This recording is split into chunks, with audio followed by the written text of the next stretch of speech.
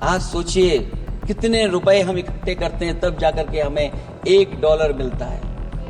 क्या सरकार के पास इसका कोई जवाब है? इस ग्रोथ रेट के कम होने का कारण जो सभापति महोदय मुझे समझ में आता है वो इन्वेस्टमेंट की कमी और कंजप्शन की कमी है।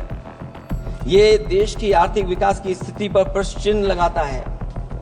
और यही नहीं, सभापति महोदय, जो भेदभाव बढ़ता चला जा रहा है, जो खाई पैदा होती जा रही है, इन्हीं के आंकड़े बताते हैं कि खाई कितनी है। मुट्ठी भर लोगों के पास पूरे देश की संपदा पहुंच गई।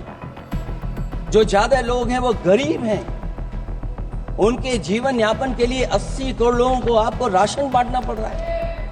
क्या यही विकसित भारत की तस्वीर है? और फिर दुनिया में हम पर कैपिटा इनकम में कहां खड़े हैं?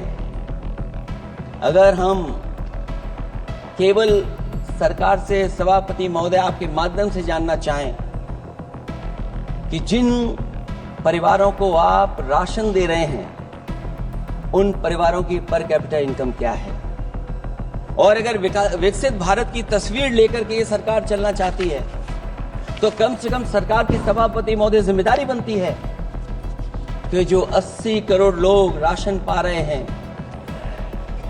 उनके आपकी पर कैपिटा इनकम क्या है। एक बहुत प्रिय काम सरकार का है, इतना प्रिय है कि उसका नाम बदल करके इज्जत घर कर दिया गया। मुझे याद है कि एक छत्तीसगढ़ में बुजुर्ग मां जिसने बकरी बेच करके अपना शौचालय बनाया था, और बकरी बेचने के बाद शौचालय जब बनाया तो देश के प्रधानमंत्री जी ने उनका सम्मान किया। आखिरकार सवाल यह है कि बकरी उसे क्यों बेचनी पड़ती? इसका मतलब यह है कि आपकी जो बनाई हुई स्कीम है वो जमीन पर नहीं पहुंच रही है, उसके लिए पर्याप्त पैसा नहीं पहुंच पा रहा है। आखिरकार पैसा क्यों नहीं पहुंचा, ये तो सरकार की जिम्मेदारी है। और फिर सभापति महोदय, जो शौचालय बनाए हैं उनमें पानी किसी में नहीं पहुंचता, क्या यही विकसित भारत की तस्वीर बनेगी? वैसे तो सभापति महोदय, हम लोग डबल इंजन बहुत सुनते थे, और अब इस बजट में 2 इंजन और बढ़ गए हैं। सभापति महोदय, ये 4 इंजन वाला है बजट। 4 इंजन। लगता तो ऐसा है कि ये एक के बाद एक इंजन खराब हो गया होगा, इसीलिए इन्हें 4 इंजन लगाने पड़े हैं। ये जनता को धोखा दे रहे हैं 4 इंजन की बात कर करके। क्योंकि जब उत्तर प्रदेश को देखते हैं तो वहां पर जो डबल इंजन की सरकार चल रही है वो डबल ब्लंडर कर रही है। उनके डबल ब्लंडर देखने को मिलने हमें।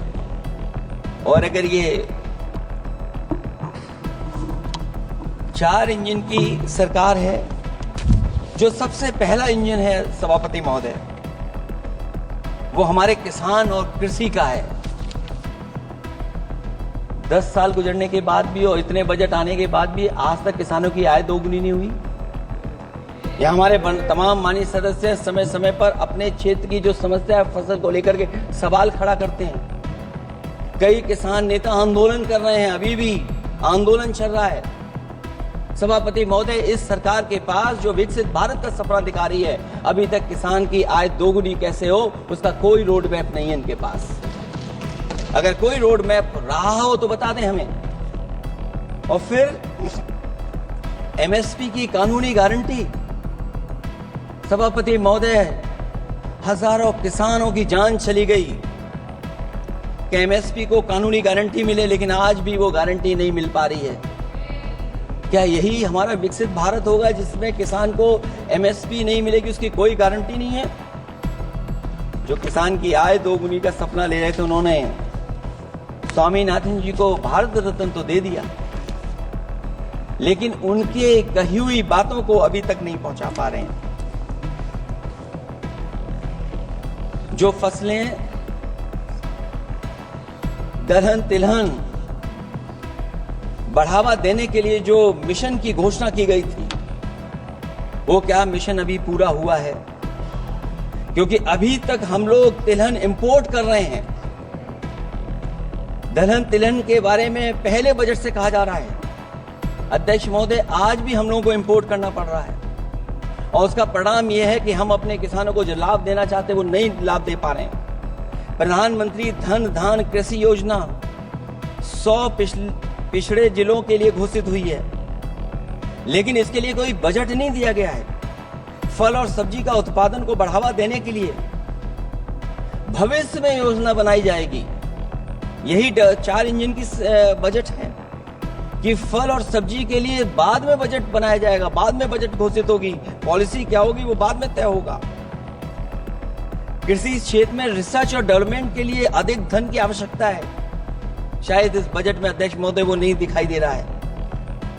कृषि क्षेत्र में कार्यबल करीब 46% है, लेकिन जीडीपी में इसका योगदान केवल 18% है।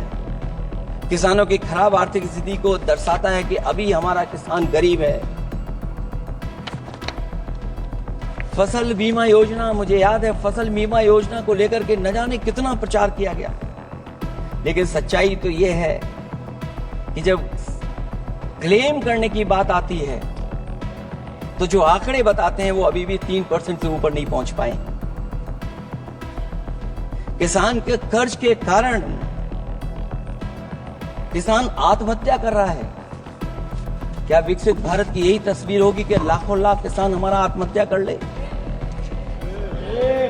अब तो सुना है कि वो आंकड़े भी आना बंद हो गए हैं। हमें किसान के ऊपर कर्ज और कर्ज के ऊपर कर्ज नहीं बनाना है।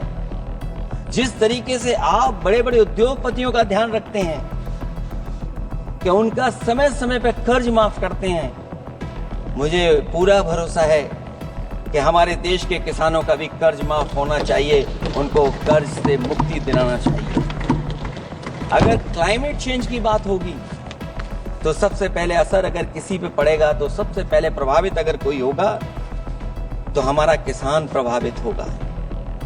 उसके लिए क्या आपके पास रोड मैप है? हमारे माननीय सदस्यों ने बहुतों ने कहा है जीएसटी को लेकर के न जाने क्या क्या सरकार बनाती है और जीएसटी से लगातार व्यापारियों को उलझा रही है। जब तक जीएसटी के बारे में व्यापारी समझ पाता है तब तक जीएसटी को बदल देते हैं, तरीका बदल देते हैं। अभी भी किसानों के जितने भी इक्विपमेंट हैं उनमें 18-12% जीएसटी लिया जा रहा है। कम से कम अगर विकसित भारत का सपना ये सरकार देख रही है तो सभी के सभी एग्रीकल्चर इक्विपमेंट जो हमारा किसान इस्तेमाल करता है उस पर 0 जीएसटी होनी चाहिए। मैन्युफैक्चरिंग सेक्टर को बढ़ावा देने के लिए और कई योजनाएं सरकार लाई है।